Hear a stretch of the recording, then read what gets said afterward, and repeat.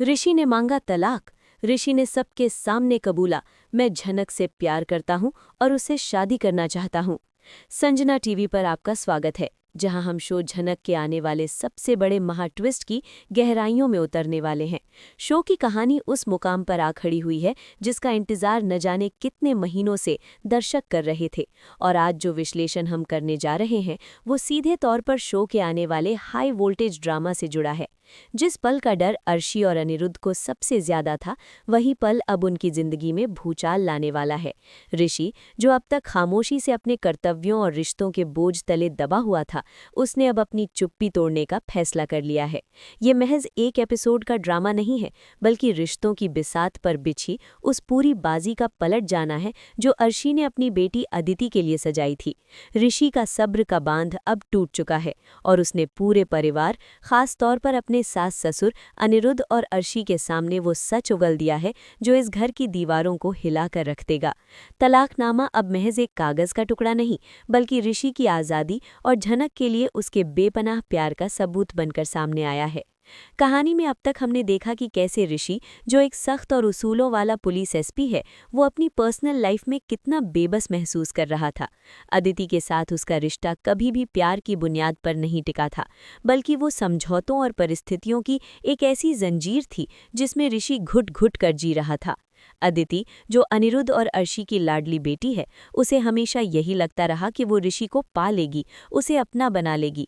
लेकिन वो ये भूल गई कि जिस्मों पर अधिकार जमाया जा सकता है, रूहों पर नहीं। ऋषि का दिल और उसकी रूह आज भी उसकी पहली पत्नी यानी झनक के पास है। वही झनक जो अनिरुद्ध और नूतन की निशानी है, वही झनक जिसे अर्शी अपनी सबसे बड़ी दुश्मन मानती है। आज का हमारा ये विश्लेषण इसी बात पर केंद्रित है कि कैसे ऋषि ने अपनी वर्दी के रौब और सामाजिक मर्यादाओं को एक तरफ रखकर अपने दिल की आवाज़ सुनी है और अदिति के सामने साफ शब्दों में तलाक की मांग रखती है। कल्पना कीजिए उस मंजर की जब घर के हॉल में सन्नाटा पसरा होगा और ऋषि के हाथ में वो तलाक के पेपर्स होंगे। ये फैसला ऋषि ने रातों रात नहीं लिया है। पिछले कुछ समय से जिस तरह अदिति और अर्शी मिलकर झनक को नीचा दिखाने की, उसे तकलीफ पहुंचाने की कोशिश कर रही थी, उसने ऋषि के अंदर के ज्वालामुखी को धधका दिया है। ऋषि, जो झनक की सुरक्षा के लिए, उसके सम्मान के लिए किसी भी हद तक जा सकता है, उसे ये एहसास हो चुका है कि अदिति के साथ इस झूठे रिश्ते में रहकर वो ना तो खुद खुश रह सकता है और ना ही झनक के साथ न्याय कर सकता है। जब ऋषि ने भरी महफिल में अनिरुद्ध और अर्शी की आंखों में आंखें डालकर ये कहा कि उसे अदिति से तलाक चाहिए, तो वहां मौजूद हर शख्स के पैरों तले जमीन खिसक गई। लेकिन असली धमाका तो तब हुआ जब ऋषि ने तलाक की वजह बताई। उसने कोई बहाना नहीं बनाया, कोई रस्मी वजह नहीं दी, बल्कि उसने वही सच बोला जो अर्शी और अदिति सुनना नहीं चाहती थीं। ऋषि का ये कबूलनामा कि वो आज भी अपनी एक्स वाइफ झनक से ही प्यार करता है और उसी को अपनी अर्धांगिनी के रूप में देखता है, अर्शी के अहंकार पर एक करारा तमाचा है। अनिरुद्ध की हालत इस वक्त सबसे ज्यादा दयनीय होने वाली है। एक तरफ उसकी बेटी अदिति है जिसका घर टूटने की कगार पर है, और दूसरी तरफ उसकी दूसरी बेटी झनक है जो ऋषि के प्यार की असली हकदार है। अनिरुद्ध, जो सालों पहले नूतन के प्यार और अर्शी की जिद के बीच फंसा था, आज इतिहास को अपनी आंखों के सामने खुद को दोहराते हुए देख रहा है। फर्क सिर्फ इतना है कि उस वक्त वो खुद फैसले लेने में कमजोर पड़ गया था, लेकिन आज उसके सामने खड़ा ऋषि चट्टान की तरह मजबूत है। अनिरुद्ध की खामोशी इस बात का गवाह है कि अंदर ही अंदर वो भी जानता है कि ऋषि गलत नहीं है। एक पिता होने के नाते जहां उसका दिल अदिति के लिए पसीज रहा है, वहीं उसकी अंतरात्मा उसे कचोट रही है कि झनक के साथ जो नाइंसाफी सालों से होती आई है, उसे अब रुकना चाहिए। लेकिन अर्शी, जिसका स्वभाव ही अधिकार जताना और अपनी मर्जी चलाना है, वो इस अपमान को इतनी आसानी से निगलने वाली नहीं है। ऋषि के इस ऐलान ने अर्शी के उस गुरूर को चकनाचूर कर दिया है जिसमें उसे लगता था कि पैसे और रुतबे के दम पर वो किसी भी रिश्ते को खरीद सकती है या जोड़ कर रख सकती है। हॉल में गूंजती ऋषि की आवाज के बाद अर्शी का गुस्सा 7वें आसमान पर पहुंच जाता है। वो अदिति को रोते हुए देखकर एक शेरनी की तरह ऋषि पर झपटती है। लेकिन यहाँ गौर करने वाली बात यह है कि अर्शी का गुस्सा ऋषि पर कम और झनक पर ज्यादा है। उसकी नज़रों में आज भी झनक वही कांटा है जो कभी नूतन हुआ करती थी। अर्शी का चिल्लाना और अदिति का तमाशा माहौल को और भी ज्यादा तनावपूर्ण बना देता है। अदिति, जो अब तक अपने पिता के लाड प्यार और अर्शी की शह पर जी रही थी, उसे पहली बार हकीकत का सामना करना पड़ रहा है। वो ऋषि के पैरों में गिरकर, गिड़गिड़ाकर या फिर झूठे आंसुओं का सहारा लेकर उसे रोकने की कोशिश करती है। वो समाज का वास्ता देती है, अपनी इज्जत की दुहाई देती है और ये जताने की कोशिश करती है कि ऋषि उसके साथ बहुत बड़ा अन्याय कर रहा है। लेकिन यहाँ ऋषि एक पुलिस ऑफिसर वाली सख्ती और एक सच्चे प्रेमी वाली संजीदगी के साथ जवाब देता है। ऋषि साफ शब्दों में कहता है कि अदिति, जिस रिश्ते में प्यार ना हो, विश्वास ना हो और सिर्फ दिखावा हो, वो रिश्ता घर नहीं बल्कि एक कैद खाना होता है। ऋषि का ये संवाद अदिति के हर उस तर्क को काट देता है जहां वो खुद को बेचारी साबित करने की कोशिश कर रही थी। ऋषि याद दिलाता है कि कैसे अदिति और अर्शी ने मिलकर उसे इमोशनली ब्लैकमेल करके इस शादी के बंधन में बांधा था, जबकि वो तब भी झनक को ही चाहता था। इस पूरे घटनाक्रम में झनक की स्थिति सबसे ज्यादा नाजुक और संवेदनशील है। वो वहां खड़ी सब देख रही है। उसकी आंखों में ऋषि के लिए प्यार तो है, लेकिन साथ ही एक डर भी है। डर इस बात का नहीं कि उसका क्या होगा, बल्कि डर इस बात का है कि उसकी वजह से इस घर में जो तूफान आया है, वो कहीं ऋषि की जिंदगी और करियर को बर्बाद न कर दे। झनक, जो अपनी मां नूतन की तरह ही स्वाभिमानी और त्यागी है, वो नहीं चाहती कि ऋषि उसके लिए अपने परिवार से बगावत करे। लेकिन ऋषि ने आज उसका हाथ थामकर ये साबित कर दिया है कि अब वो पुराने ऋषि की तरह चुप नहीं रहेगा। वो झनक की तरफ मुड़ता है और सबकी मौजूदगी में बिना किसी डर के उसकी आंखों में देखते हुए कहता है कि मेरी जिंदगी की सबसे बड़ी गलती तुम्हें जाने देना था और अब मैं उस गलती को सुधारना चाहता हूँ। ये पल दर्शकों के लिए रोंगटे खड़े कर देने वाला है, क्योंकि यहाँ एक एसपी अपनी पावर नहीं बल्कि अपना दिल रख रहा है। हालात तब और बिगड़ जाते हैं जब अर्शी अपनी हार को सामने देख अपनी फितरत के अनुसार नीचता पर उतर आती है। वो झनक के चरित्र पर उंगली उठाने की कोशिश करती है। वो अनिरुद्ध को भड़काती है कि देखो, जिस तरह इसकी मां नूतन ने हमारी जिंदगी में जहर घोला था, आज वही काम उसकी बेटी कर रही है। अर्शी के मुंह से नूतन का नाम और झनक के लिए ऐसी अपमानजनक बातें सुनकर अनिरुद्ध का सब्र जवाब जाता है। यहाँ कहानी में एक बहुत बड़ा इमोशनल शिफ्ट आता है। अब तक चुप खड़ा अनिरुद्ध, जो अर्शी के हर फैसले में हाँ मिलाता था, अचानक अर्शी को चिल्लाकर चुप रहने के लिए कहता है। ये अनिरुद्ध का रिडेम्पशन यानी प्रायश्चित का पल है। वो अर्शी को याद दिलाता है कि नूतन ने क्या खोया था और अर्शी ने क्या पाया था। अनिरुद्ध की खामोशी इस बात का गवाह है कि अंदर ही अंदर वो जानता है कि ऋषि गलत नहीं है। एक पिता होने के नाते जहां उसका दिल अदिति के लिए पसीज रहा है, वहीं उसकी अंतरात्मा उसे कचोट रही है कि झनक के साथ जो नाइंसाफी सालों से होती आई है, उसे अब रुकना चाहिए। लेकिन अर्शी, जिसका स्वभाव ही अधिकार जताना और अपनी मर्जी चलाना है, वो इस अपमान को इतनी आसानी से निगलने वाली नहीं है। अर्शी के इस ऐलान ने अर्शी के उस गुरूर को चकनाचूर कर दिया है, जिसमें उसे लगता था कि पैसे और रुतबे के दम पर वो किसी भी रिश्ते को खरीद सकती है या जोड़ कर रख सकती है। हॉल में गूंजती ऋषि की आवाज के बाद अर्शी का गुस्सा 7वें आसमान पर पहुंच जाता है। वो अदिति को रोते हुए देखकर एक शेरनी की तरह ऋषि पर झपटती है। लेकिन यहाँ गौर करने वाली बात यह है कि अर्शी का गुस्सा ऋषि पर कम और झनक पर ज्यादा है। उसकी नजरों में आज भी झनक वही कांटा है जो कभी नूतन हुआ करती थी। अर्शी का चिल्लाना और अदिति का तमाशा माहौल को और भी ज्यादा तनावपूर्ण बना देता है। अदिति, जो अब तक अपने पिता के लाड प्यार और अर्शी की शह पर जी रही थी, उसे पहली बार हकीकत का सामना करना पड़ रहा है। वो ऋषि के पैरों में गिरकर, गिड़गिड़ाकर या फिर झूठे आंसुओं का सहारा लेकर उसे रोकने की कोशिश करती है। वो समाज का वास्ता देती है, अपनी इज्जत की दुहाई देती है और ये जताने की कोशिश करती है कि ऋषि उसके साथ बहुत बड़ा अन्याय कर रहा है। लेकिन यहाँ ऋषि एक पुलिस ऑफिसर वाली सख्ती और एक सच्चे प्रेमी वाली संजीदगी के साथ जवाब देता है। ऋषि साफ शब्दों में कहता है कि अदिति, जिस रिश्ते में प्यार ना हो, विश्वास ना हो और सिर्फ दिखावा हो, वो रिश्ता घर नहीं बल्कि एक कैद खाना होता है। ऋषि का ये संवाद अदिति के हर उस तर्क को काट देता है जहां वो खुद को बेचारी साबित करने की कोशिश कर रही थी। ऋषि याद दिलाता है कि कैसे अदिति और अर्शी ने मिलकर उसे इमोशनली ब्लैकमेल करके इस शादी के बंधन में बांधा था, जबकि वो तब भी झनक को ही चाहता था। इस पूरे घटनाक्रम में झनक की स्थिति सबसे ज्यादा नाजुक और संवेदनशील है। वो वहां खड़ी सब देख रही है। उसकी आंखों में ऋषि के लिए प्यार तो है, लेकिन साथ ही एक डर भी है। डर इस बात का नहीं कि उसका क्या होगा, बल्कि डर इस बात का है कि उसकी वजह से इस घर में जो तूफान आया है वो कहीं ऋषि की जिंदगी और करियर को बर्बाद न कर दे। झनक, जो अपनी मां नूतन की तरह ही स्वाभिमानी और त्यागी है, वो नहीं चाहती कि ऋषि उसके लिए अपने परिवार से बगावत करे। लेकिन ऋषि ने आज उसका हाथ थामकर ये साबित कर दिया है कि अब वो पुराने ऋषि की तरह चुप नहीं रहेगा। वो झनक की तरफ मुड़ता है और सबकी मौजूदगी में बिना किसी डर के उसकी आंखों में देखते हुए कहता है कि मेरी जिंदगी की सबसे बड़ी गलती तुम्हें जाने देना था और अब मैं उस गलती को सुधारना चाहता हूँ।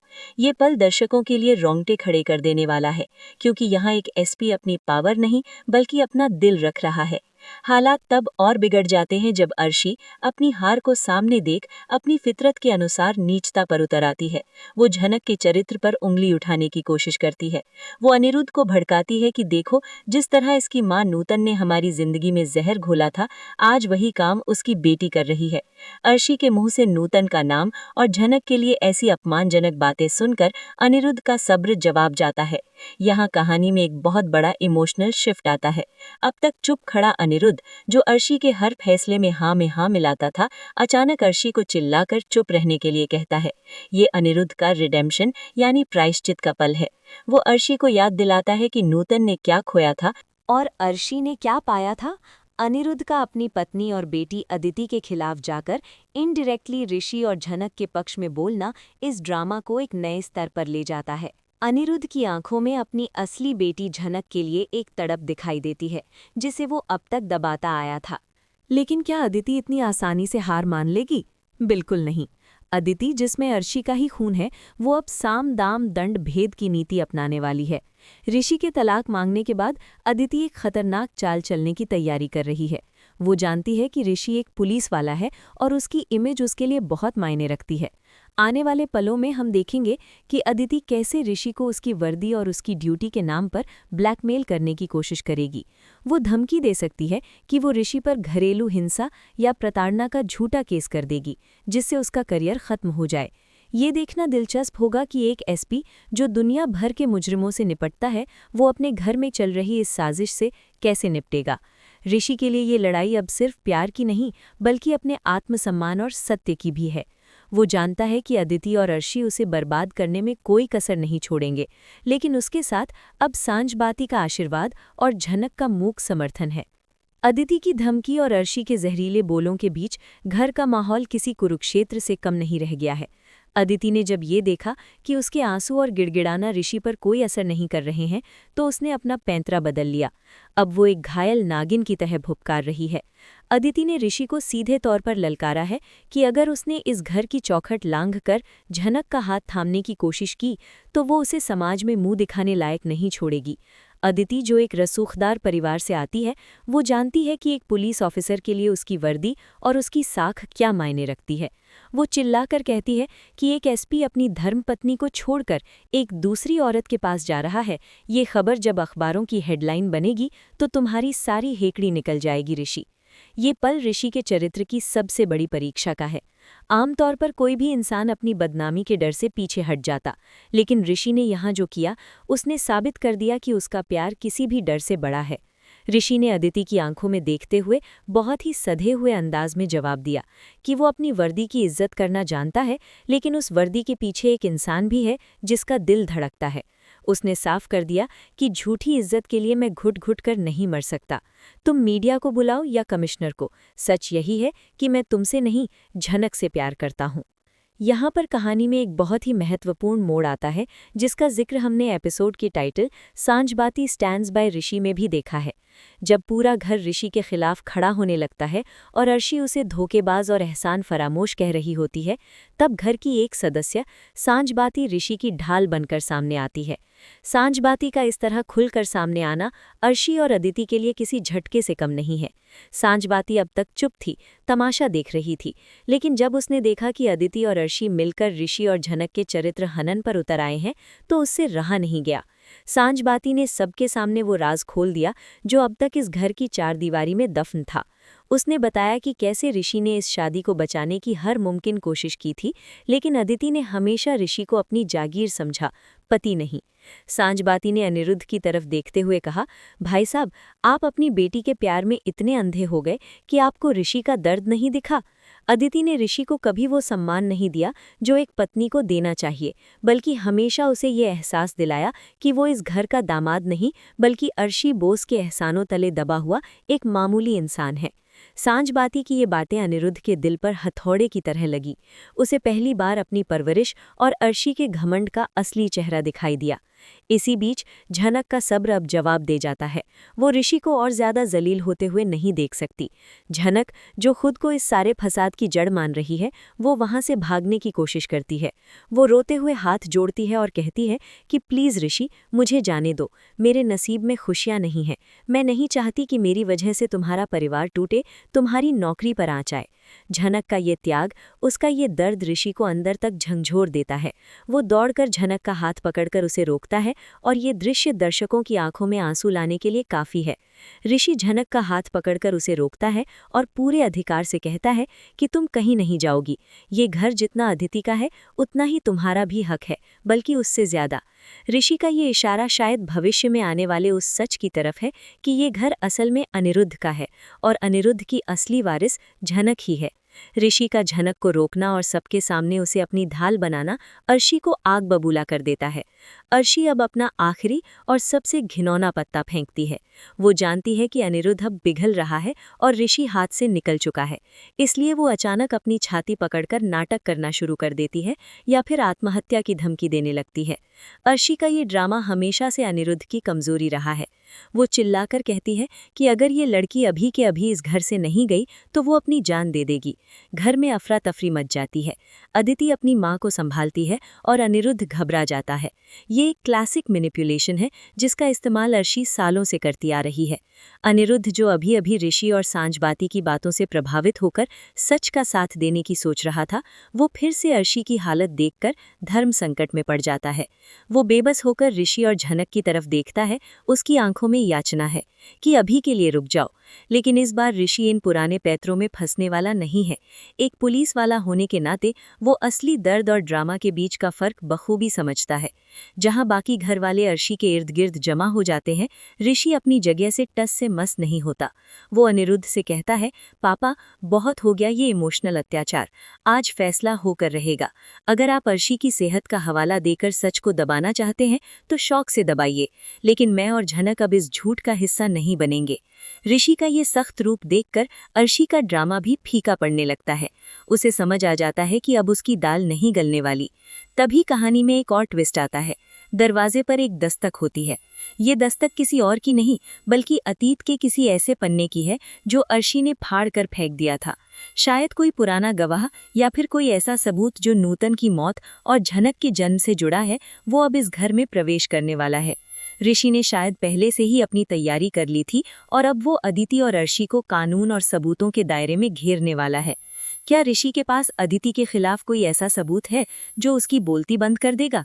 क्या वो सबूत अदिति के किसी पुराने अफेयर या फिर झनक के खिलाफ रची गई किसी बड़ी साजिश का है? सस्पेंस अब अपने चरम पर है। दरवाजे पर हुई उस दस्तक ने कमरे में चल रहे अर्शी के हाई वोल्टेज ड्रामा पर अचानक ब्रेक लगा दिया। सबकी निगाहें दरवाजे की ओर घूम गई। जब दरवाजा खुला तो वहां कोई और नहीं बल्कि ऋषि का जूनियर पुलिस ऑफिसर और एक वकील खड़ा था। ये ऋषि का अगला और सबसे घातक वार था जिसे उसने सही समय के लिए बचा कर रखा था। अर्शी, जो अभी कुछ पल पहले मरने मारने की बातें कर रही थी, पुलिस की वर्दी और वकील को देखते ही सहम गई। ऋषि ने वकील को अंदर आने का इशारा किया और अनिरुद्ध के हाथ में एक फाइल थमा दी। ये फाइल कोई साधारण कागज का पुलिंदा नहीं थी, बल्कि इसमें वो कानूनी सच छिपा था जो आदिति और अर्शी के पैरों तले से जमीन खींचने वाला था। ऋषि ने बेहद शांत लेकिन दमदार आवाज में ऐलान किया कि पापा, अर्शी माँ के ड्रामे पर भरोसा करने से पहले आप एक बार इन कागजों को पढ़ लीजिए। अनिरुद्ध के हाथ कांप रहे थे। उसने फाइल खोली और जैसे जैसे उसकी नजरें शब्दों पर दौड़ने लगीं, उसके चेहरे का रंग उड़ता गया। उस फाइल में सबूत था कि ऋषि और झनक का तलाक कभी कानूनी तौर पर पूरा हुआ ही नहीं था। जी हाँ दोस्तों, ये शो का सबसे बड़ा ट्विस्ट है। तकनीकी और कानूनी रूप से झनक आज भी ऋषि की धर्मपत्नी है। ऋषि ने सबके सामने उस राज से पर्दा उठाया जिसे अर्शी ने बड़ी चालाकी से दबा दिया था। ऋषि ने बताया कि जिस वक्त वक्त अर्शी ने धोखे से तलाक के पेपर्स पर साइन करवाए थे, उन पेपर्स में कई खामियां थीं और कोर्ट ने उन्हें खारिज कर दिया था। अर्शी को ये बात पता थी, लेकिन उसने ये सच सबसे छुपाया और जल्दी जल्दी में आदिति के साथ ऋषि की शादी करवा दी। ऋषि ने अनिरुद्ध की आंखों में देखते हुए कहा, पापा, कानून की नज़र में मेरी दूसरी शादी यानी आदिति के साथ मेरा रिश्ता शून्य और अवैध है। मेरी असली और कानूनी पत्नी सिर्फ और सिर्फ झनक है। ये खुलासा होते ही कमरे में सन्नाटा छा गया, मानो किसी ने सबकी सांसें रोक दी हों। आदिति, जो अब तक अपने सुहाग और अधिकारों का ढिंडोरा पीट रही थी, उसे एक पल में ये एहसास हुआ कि जिस रिश्ते पर वो इतना इतरा रही थी, उसका तो कोई वजूद ही नहीं है। कानूनन वो ऋषि की पत्नी नहीं, बल्कि वो दूसरी औरत बन गई है, जिसके खिलाफ अर्शी हमेशा झनक को ताने मारा करती थी। नियति का ये खेल देखिए। अर्शी जो कलंक झनक के माथे पर लगाना चाहती थी, आज वही कलंक उसकी अपनी लाडली बेटी आदिति के माथे पर लग गया है। अर्शी, जिसका भंडाफोड़ हो चुका है, वो पागलों की तरह वकील के हाथ से फाइल छीनने की कोशिश करती है, उसे फाड़ना चाहती है ताकि सच मिट जाए, लेकिन ऋषि उसका हाथ हवा में ही पकड़ लेता है। ये दृश्य बेहद शक्तिशाली है, क्योंकि आज पहली बार ऋषि ने अपनी सास अर्शी को शारीरिक रूप से रोका है, जो उसके बागी तेवरों का सबूत है। ऋषि चेतावनी देता है, अर्शी माँ, ये सरकारी दस्तावेज है, इसे फाड़ने की कोशिश की तो सरकारी काम में बाधा डालने और धोखाधड़ी के आरोप में मुझे आपको यहीं इसी वक्त गिरफ्तार करना पड़ेगा। अपनी बेटी के सामने अपनी मां को गिरफ्तार होते देखने का डर आदिति को अंदर तक हिला देता है। अर्शी भी ऋषि की आंखों में वो आग देखती है जो उसने पहले कभी नहीं देखी थी। उसे समझ आ जाता है कि एसपी ऋषि अब रिश्ते नातों की शर्म लिहाज छोड़ चुका है और वो अपनी वर्दी की ताकत का इस्तेमाल करने से भी पीछे नहीं हटेगा। अर्शी बेबस होकर पीछे हट जाती है, लेकिन उसकी आंखों में हार नहीं, बल्कि बदला लेने की एक नई और खतरनाक चमक दिखाई देती है। इस पूरे घटनाक्रम में अनिरुद्ध की मनोदशा पूरी तरह बदल चुकी है। उसे महसूस होता है कि उसे एक बहुत बड़े धोखे में रखा गया था।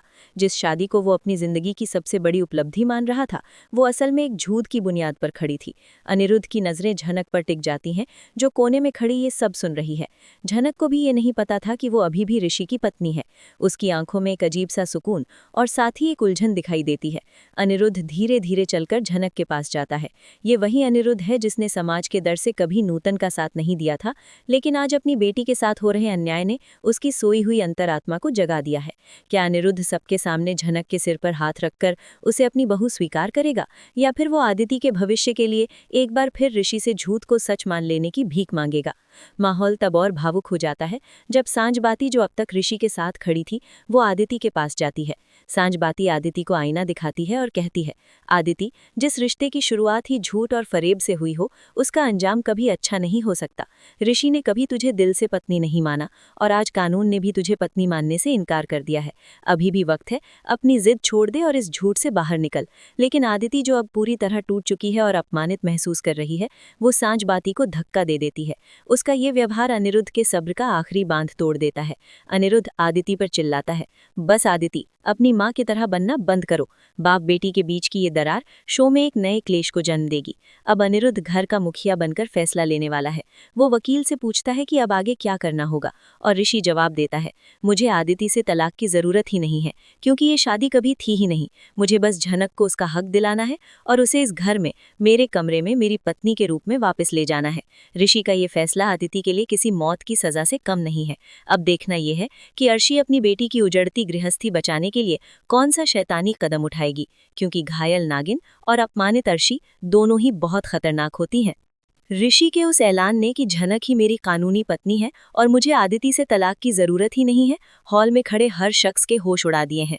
आदिति, जो अब तक गुस्से में थी, अब एक जिंदा लाश की तरह बुत बनकर खड़ी रह जाती है।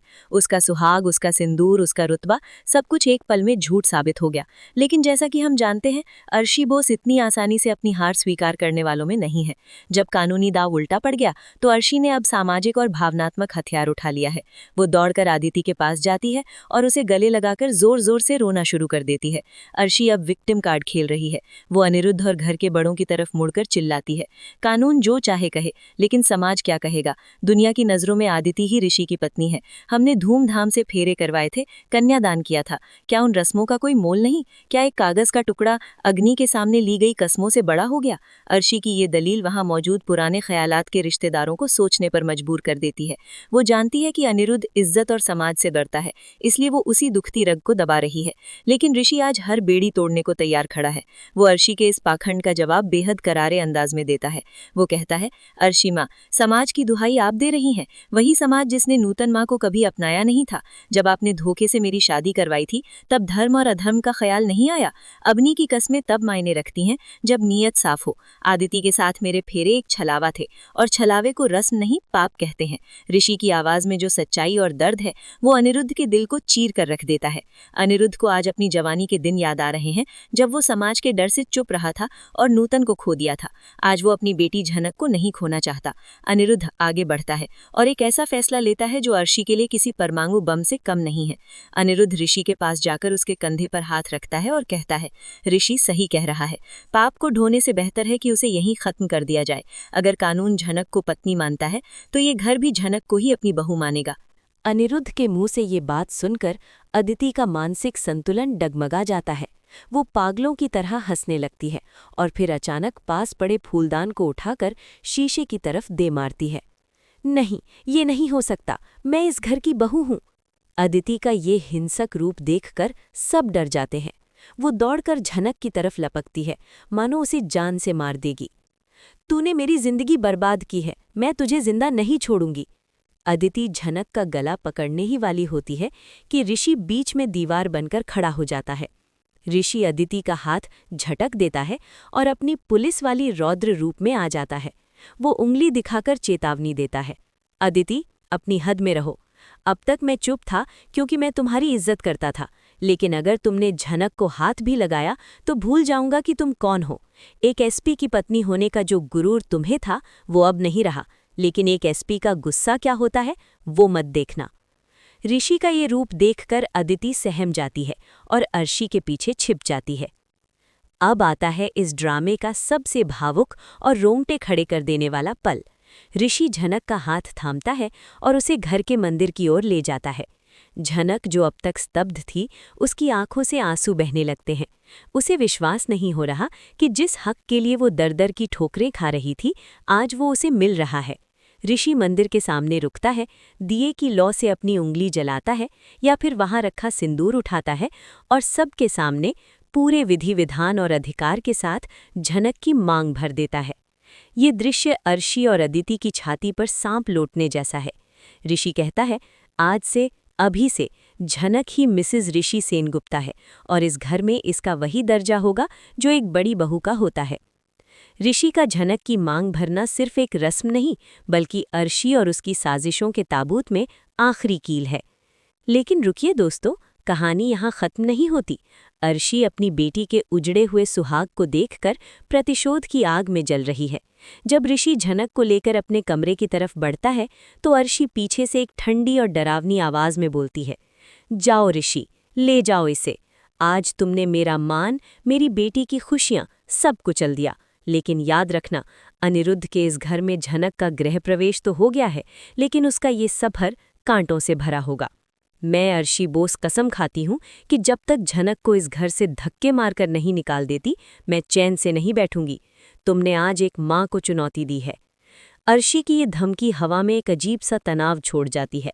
ऋषि मुड़कर अर्शी को जवाब नहीं देता, बस एक तिरस्कार भरी नज़र डालकर झनक का हाथ और कसकर थाम लेता है और सीढ़ियाँ चढ़ने लगता है।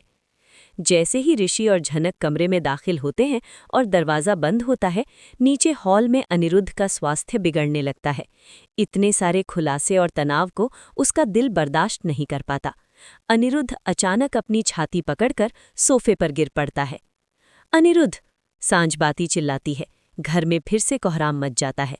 अर्शी, जो अभी नफरत में डूबी थी, अनिरुद्ध की हालत देखकर घबरा जाती है। लेकिन क्या ये अनिरुद्ध का हार्ट अटैक असली है या ये नियति का कोई नया खेल है जो ऋषि और झनक को उनकी सुहागरात वाले दिन ही अलग कर देगा? क्योंकि अनिरुद्ध की बीमारी का इल्जाम अब सीधे सीधे झनक पर लगने वाला है। अर्शी को एक नया मौका मिल गया है। वो चिल्लाती है, देखा, कहा था ना मैंने, ये लड़की मनहूस है।